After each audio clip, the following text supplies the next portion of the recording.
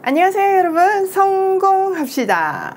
요즘 혹시 여러분을 묶고 있는 것들이 있나요? 여러분들이 뭔가 하려는데 다 꼼짝달싹도 못하게 하는 것 같은 그런 느낌이 드시는 게 있나요? 아마 대부분 사람들이 코로나라고 생각하실 건데요. 또 경제적인 어려움, 건강 여러 가지가 있을 건데요. 오늘 본문에서 거기서 벗어나는 법을 알려주는데요. 한번 들어가서 보도록 할게요. 16절, 우리가 로마에 들어가니 바울에게는 자기를 지키는 한 군인과 함께 따로 있게 하라 하더라. 드디어 바울은요 로마에 들어갔어요. 그는 흉악범이 아니죠. 정치범으로 고소를 당했고 또 미결수였잖아요. 그러니까 그를 지키는 병사 한 사람과 더불어서 따로 있을 수 있게 허락을 해줬어요. 베스도가 경위서를 쓰면서 아그리빠까지 죄가 없다고 했던 말도 썼을 것이고, 또 그를 데리고 온 천부장도 좋게 진술을 했겠죠. 그러니까 이런 자유가 주어졌어요. 자, 17절, 사흘 후에 바울이 유대인 중 높은 사람들을 청하여 그들이 모인 후에 이르되, 여러분 형제들아, 내가 이스라엘 백성이나 우리 조상의 관습을 배척한 일이 없는데 예루살렘에서 로마인의 손에 제수로 내준 바 되었으니, 로마인은 나를 신문하여 죽일 제목이 없으므로 석방하려 하였으나 유대인들이 반대하기로 내가 말지 못하여 가이사에게 상소함이요 내 민족을 고발하려는 것이 아니니라. 자, 로마에 도착한 지 사흘 뒤에 바울은요 거기 있는 로마에 있는 유대인 리더십들을 초청을 했어요. 그들은 대부분 해당의 지도자들이었는데요. 이상한 소문이 퍼지기 전에 직접 경위를 얘기하므로 오해나 불필요한 갈등을 사전에 방지하고 싶었던 거죠. 그뿐 아니라요, 바울은요 늘 자기 동족들이 복음을 받아들이길 간절히 바랬어요. 로마서 9장 3절에 보면요, 자기는 동족의 구원을 위해서라면 저주를 받아서 그리스도에게 끊어지기를 원한다고 얘기했어요. 자기가 저주를 받는 것이 차라리 낫다고 생각할 정도로 동족의 구원을 간절히 바랬어요. 그는 자기 목숨을 내줄 정도로 동족을 사랑했지만 유대인들은요 그를 미워했어요. 더 정확하게는 바울을 미워했다기보다는 그가 전한 복음을 미워한 거죠. 자, 바울은요 형제들아, 그리고 우리 조상의 간습 이렇게 하면서 우리는 같은 한 민족이라는 것을 굉장히 강조시켜요. 그러면서 자기는 율법을 또 유대 풍습을 거스른 적이 없었다는 거죠. 그런데도 자기는 로마 사람들에게 넘겨졌고, 로마 사람들이 신문을 했지만 사형에 처할 어떤 잘못도 발견하지 못해서 풀어주려고 했는데 유대인들이 계속 반대해가지고 할 수 없이 자기가 황제에게 상소를 해서 여기를 왔다. 자기가 유대인들을 고발하러 온 것이 아니다. 나는 내 민족을 사랑한다. 이 얘기를 하고 있어요. 자, 그러면서 20절, 이러므로 너희를 보고 함께 이야기하려고 청하였으니 이스라엘의 소망으로 말미암아 내가 이 사슬에 매인 바 되었노라. 자, 이런 이유를 가지고 내가 여러분을 직접 뵙고 말씀드리려고 이렇게 오시라고 청했습니다. 그리고 내가 이렇게 쇠사슬에 묶인 것은 이스라엘의 소망 때문입니다 라고 말했어요. 자, 여기서 이스라엘의 소망은 메시아에 대한 소망을 얘기하는 거죠. 그러니까 자기가 제수가 된 거는 결국 이스라엘의 소망, 즉 메시아에 대한 소망 때문이라고 말하는 거죠. 자, 여기에 대한 유대인들의 반응 한번 볼게요.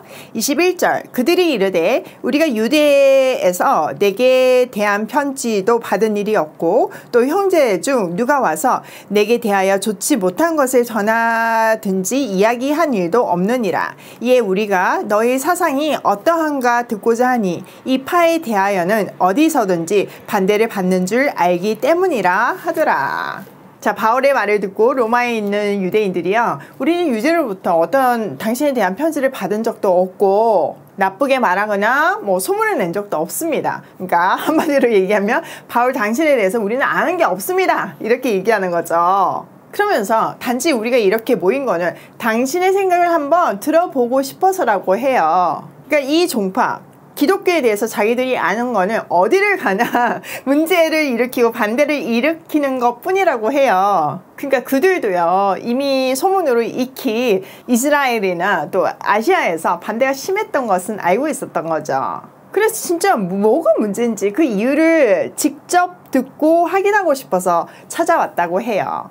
자, 23절. 그들이 날짜를 정하고 그가 유숙하는 집에 많이 오니 바울이 아침부터 저녁까지 강론하여 하나님의 나라를 증언하고 모세의 율법과 선지자의 말을 가지고 예수에 대하여 권하더라.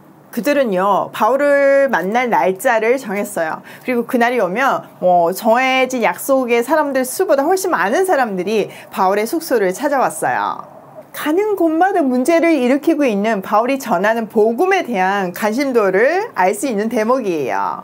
그는 아침부터 저녁까지 그들에게 하나님 나라에 대해서 증언을 하고 모세의 율법과 선지자의 말, 즉 구약을 가지고 예수 그리스도에 대해서 그들을 설득하면서 자기 마음에 있는 얘기들을 했어요. 이건 늘 전하고 있었던 얘기죠. 하나님 나라에 관한 소식이 복음이잖아요. 그 하나님 나라의 주제가 예수 그리스도라는 거예요. 구약에서 주구장창 말하고 있는 그 메시아가 바로 이 예수다. 그 얘기를 하고 있어요. 자, 여기에 대한 반응은요. 24절. 그 말을 믿는 사람도 있고 믿지 아니하는 사람도 있어 서로 맞지 아니하여 흩어질 때 바울이 한 말로 이르되 성령이 선지자 이사야를 통하여 너희 조상들에게 말씀하신 것이 옳도다. 일러스되 이 백성에게 가서 말하기를 너희가 듣기는 들어도 도무지 깨닫지 못하며 보기는 보아도 도무지 알지 못하는도다. 이 백성들의 마음이 우둔하여져서 그 귀로는 둔하게 듣고 그 눈은 감았으니 이는 눈으로 보고 귀로 듣고 마음으로 깨달아 돌아오면 내가 고쳐줄까 함이라 하였으니. 자, 바울의 이야기를 듣고 반응이 나뉘죠. 늘 그렇잖아요. 예수님이 전할 때도 반응이 나뉘었잖아요. 그들이 의견이 엇갈린 채로 흩어지려고 할 때 바울이요, 지금 이렇게 의견이 흩어지는 지금 이 현상이 이사야 선지자의 예언의 성취라고 경고를 해요. 그 내용이 우리가 조금 전에 읽었던 보지 못하고 듣지 못하고 깨닫지도 못한다고 하는 거죠. 그 이유가 마음이 무뎌져서라는 거예요. 그 결과 결국은 심판이 임할 거라는 거죠. 사실 이 말씀은요, 바울뿐만 아니라 예수님도 믿지 않는 무리에게 하셨던 말씀이에요. 그러면서 결론을 내리는데요. 28절. 그런즉 하나님의 이 구원이 이방인에게로 보내어진 줄 알라. 그들은 그것을 들으리라 하더라. 바울은 이렇게 결론을 내리죠. 이사야의 예언이 성취되어서 하나님의 구원의 소식이 이방 사람에게 전파되었음을 알아야 한다고요. 그들이야말로 그것을 듣고 받아들일 것이라고 해요. 근데요, 이 받아들이지 않는 사람들을요, 구분하고 있는데요. 17절에 보면 지금 유대 사람들 전체를 형제들아, 또 우리 조상이 이렇게 하면서 한 민족인 것을 얘기했잖아요. 그런데 이 심판의 메시지를 주는 시작점인 25절에서는 너희 조상들이라고 얘기해요. 믿는 사람과 믿지 않는 사람을 구분해서 새 언약시대의 진정한 민족의 개념을 정의하고 있어요. 지금도 믿는 사람과 믿지 않는 사람으로 구분이 되잖아요. 바울이요, 이렇게 이사야 선지자의 심판의 메시지를 들어서 아주 강한 표현을 한 것은요, 유대인들이 이 말을 듣고 찔림이 있어서 회개하여 돌아오기를 간절히 원했기 때문이에요. 자, 30절. 바울이 온 이태를 자기 셋집에 머물면서 자기에게 오는 사람을 다 영접하고, 바울은요, 자기가 얻은 셋집에서 2년 동안 지내면서 자기를 찾아온 모든 사람들을 맞아들여서 복음을 전했어요. 그런데 눈치채셨나요? 바울의 거처가 자기 셋집으로 바뀌었네요. 분명 처음에는요, 로마 정부가 비용을 대고 지정된 그런 집이었잖아요. 가택연금을 당하는 그런 집이었잖아요. 그런데 왜 굳이 비용이 드는 셋집을 얻었을까요? 사실 바울은 죄수니까 돈이 있을 리가 없잖아요. 그렇다고 편안하기 위해서 얻었을 리도 없고요. 그는요, 복음을 조금 더 효율적으로 전하기 위해서 셋집이 필요했고, 그것을 유지하려면 전적인 하나님 은혜에 의지할 수밖에 없었잖아요. 그러니까 복음 전파를 위해서 하나님의 온전히 의지한 거죠. 그러니 로마에 있는 많은 사람들이 이 은혜의 통로로 쓰임 받았을 거예요. 또 그 모든 과정을 통해서 하나님의 영광이 드러났을 거예요.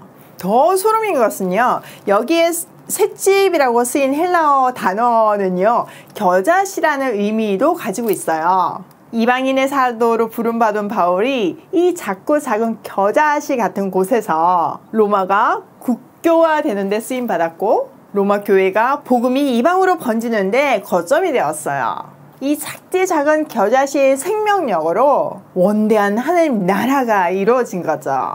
자, 31절. 하나님의 나라를 전파하며 주 예수 그리스도에 관한 모든 것을 담대하게 거침없이 가르치더라. 바울은요, 아주 담대하게 거침없이 뭘 했나요? 네, 첫 번째는 하나님 나라를 전했고요. 두 번째는 주 예수 그리스도에 관한 모든 일을 가르쳤어요. 이 구절을요, 헬라어 문장으로 보면요, 거침없이가 문장의 맨 끝에 배치되어 있어요. 그렇게 함으로 복음이 거침없이 전파되는 것을 강조하고 있죠.